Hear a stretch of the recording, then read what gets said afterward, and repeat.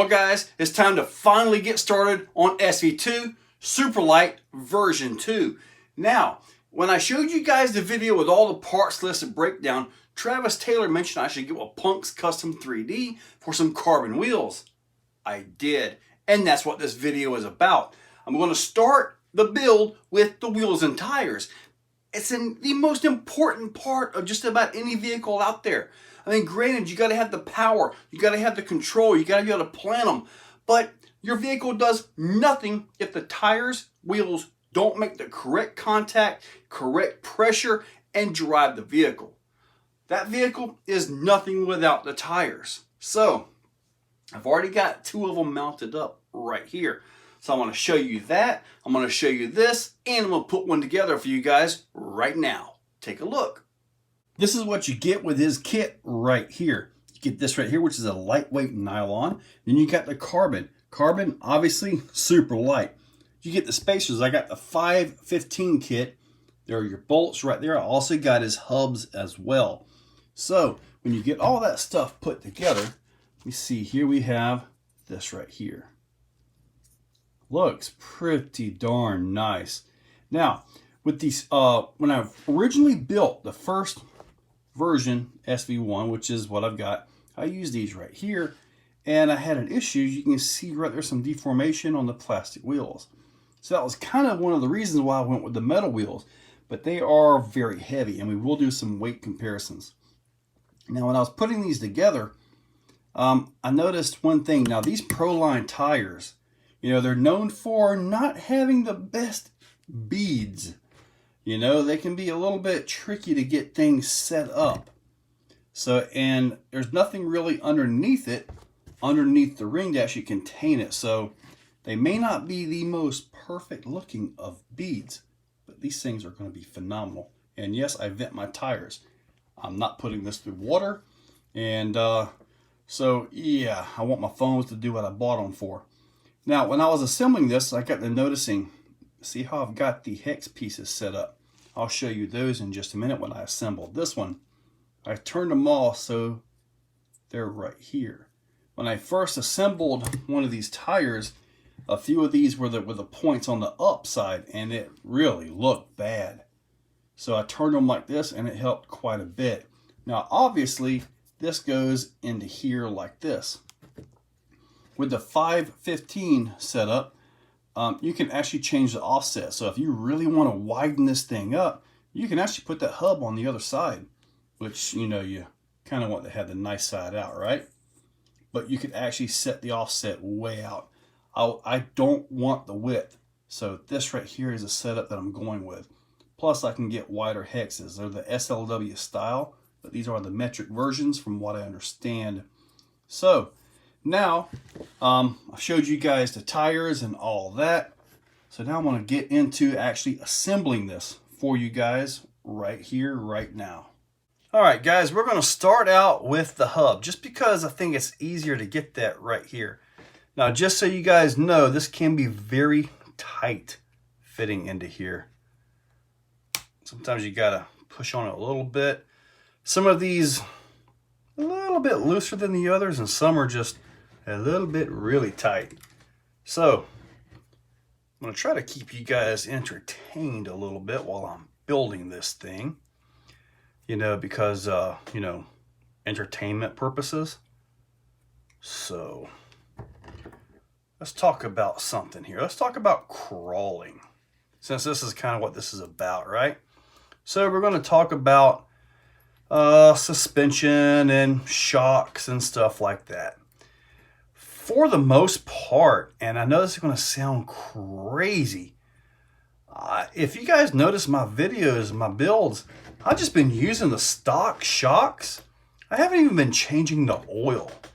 Just let the darn things be what they are. As far as springs go, I've been using the stock springs lately once I've figured out the whole DSM thing.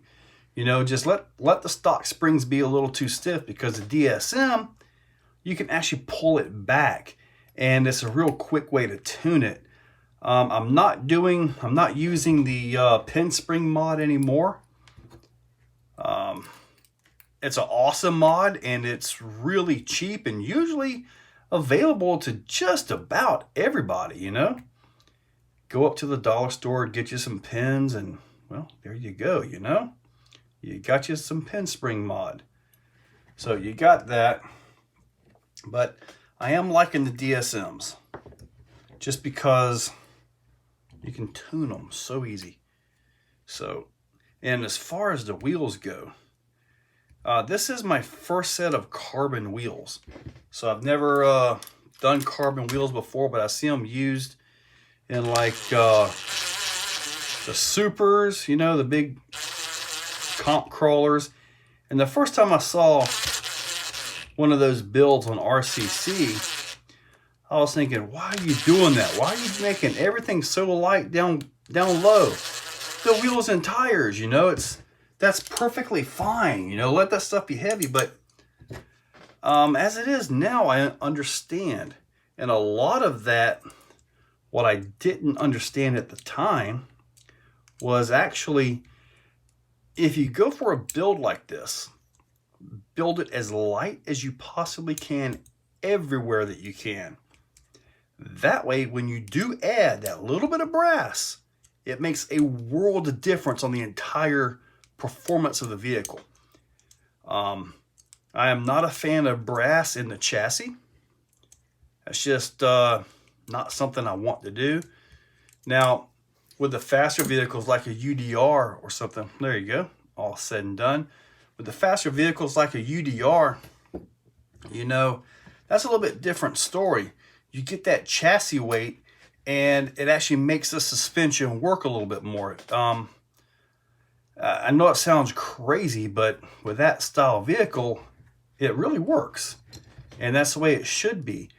With scale vehicles driving around, you know, used to be make it as heavy as you can. We had 10, 12 pound trucks. I even had mine set up 10 to 12 pounds. You know, I had quite a few of them were around the 10 pound mark. And when I built the first Superlite, at least around me, I know there were a few of you guys that were way beyond me, way ahead of me with the lightweight thing in the scale competition truck. But I was paying attention. Also out at the Barbarian Scaleplex. Now I'm just rambling on here about all kinds of stuff. I'm going to probably change subject 15 times. So just be ready for it. But anyway, out at the Barbarian Scaleplex, we got a couple guys out there. And they're real drivers. You know, they showed up and they're running almost stock ascenders. You know, all they did was get rid of the giant body, tightened it up, lightened it up, and then, you know, I'm sitting there with my, you know, 8-9 pound truck, you know, I'm all this, all that, blah, blah, blah, and I get whooped. How are they doing that with that truck that weighs in at 4.5 pounds, 5 pounds? I mean, a stock ascender does not weigh a whole heck of a lot, you know? It just doesn't. So I started paying attention. They were using 1060, 1080 ESCs, cheap motors. They didn't have the big, nasty, super strong servos. They were using, you know, 25 kg servos, stuff like that. And they were going everywhere I was going, and in some cases more. I'm looking for my wrench here.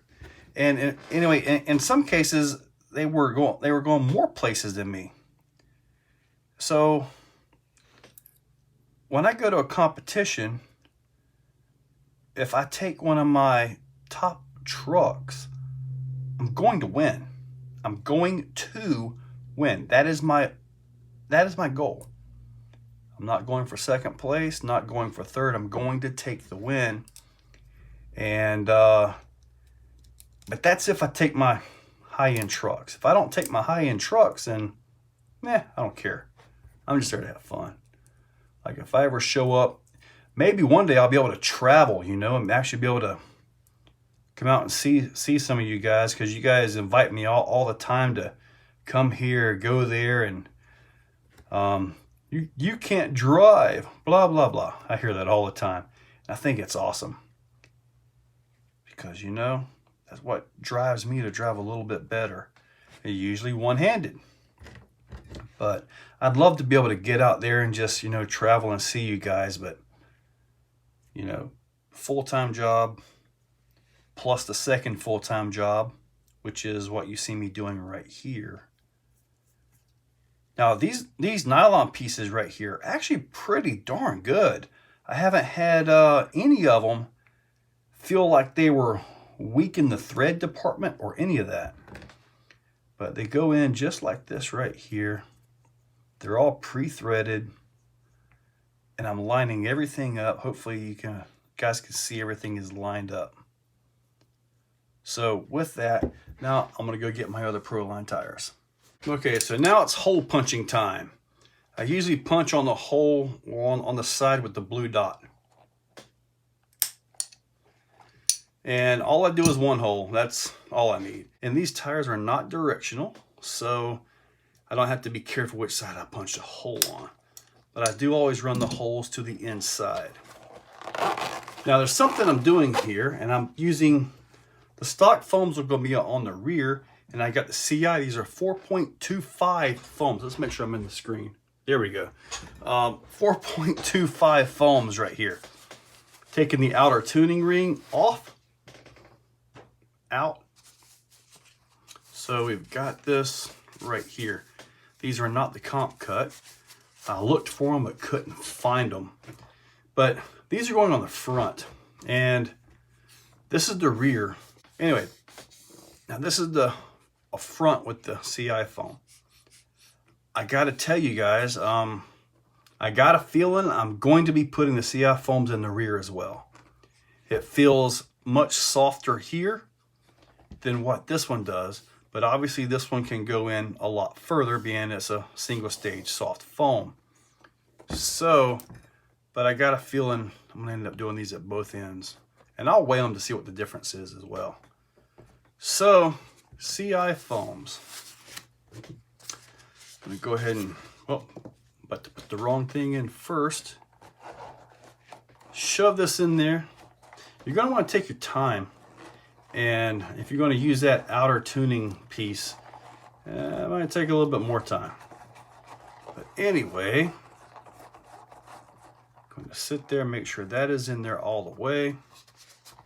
What I like about using a two-stage foam as well, there's less chance of you actually getting the foam into the beadlock. There's less chance of you actually getting that into there. So, and you're going to want to take your time here, make sure that that is centered as best you can. Might help reduce some of your tire wobble, although that doesn't really seem to affect it much at all. Ooh, look at all that. The tire wobble is just more of an annoying thing than anything. I forgot what I was talking about before I did the tires, but it is what it is. Now this right here goes into it, just like you would most any wheel. And then that goes just like that. So now, with that set, then you put this, obviously this is your out. So this goes into here. Just kind of give it a little bit of a piece like that right there. And then we get to put the back on. Probably not going to look very good. I'm probably going to have to redo this. But regardless, you guys are seeing how this goes together. So if there's any fine tuning to this, I'm going to just do that off the screen.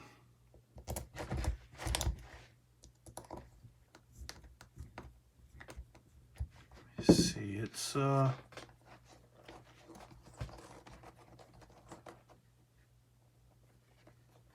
Yeah, the Proline beads, they just aren't. I would have to assume that other tires would actually bead up a little bit better than these. I gotta pull those down a bit more.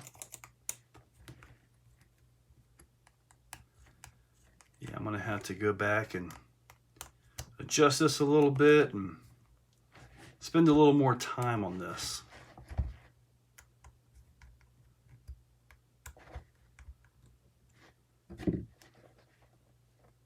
Yeah, so I'm gonna go back, spend a little more time on this, get this set up a little bit better in there, and I'll be right back. Okay, so I mounted it up. It went together better, and I'm gonna show you how I did it.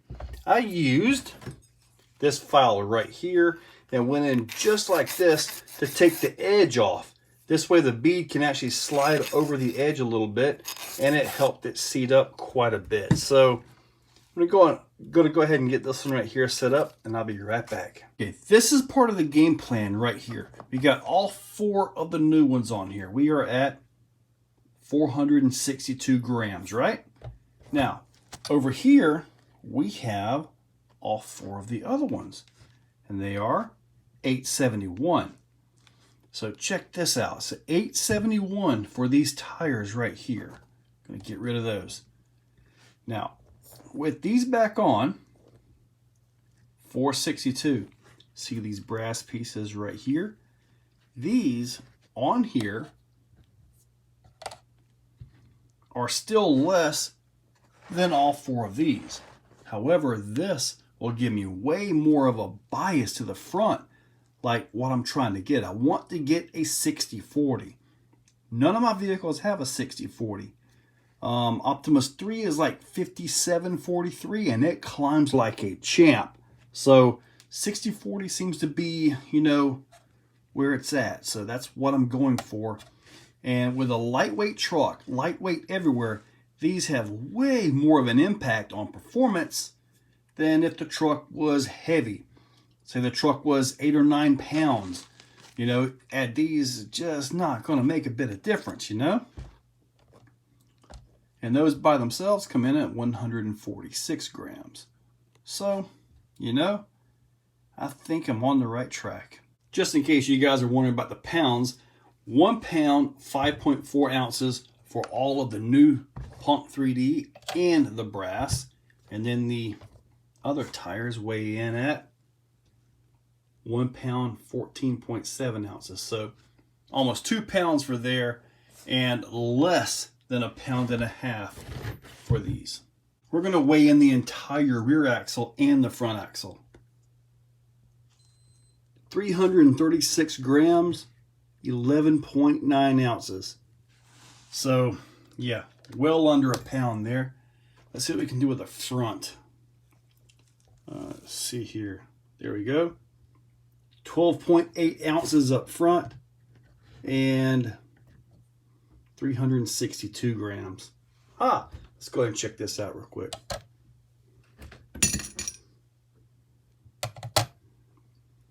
Okay, we're at 508 grams, 17.9 ounces. So, you know, I think this is going to be awesome. I really do.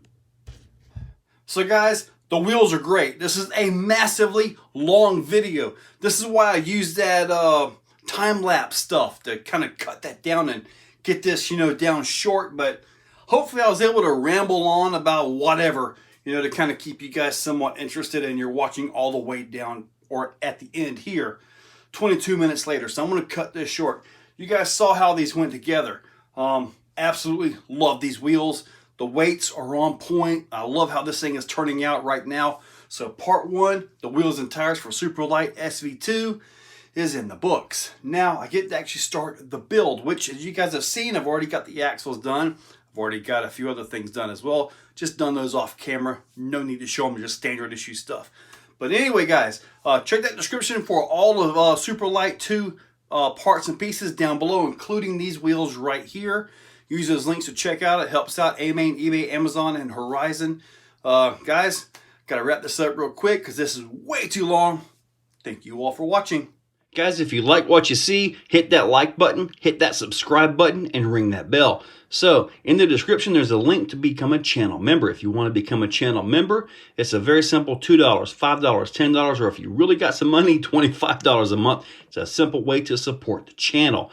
So, get that, and I am doing monthly giveaways for members only, so you might want to consider it. So, guys, use those links. Make sure you're subscribed. Thank you all for watching.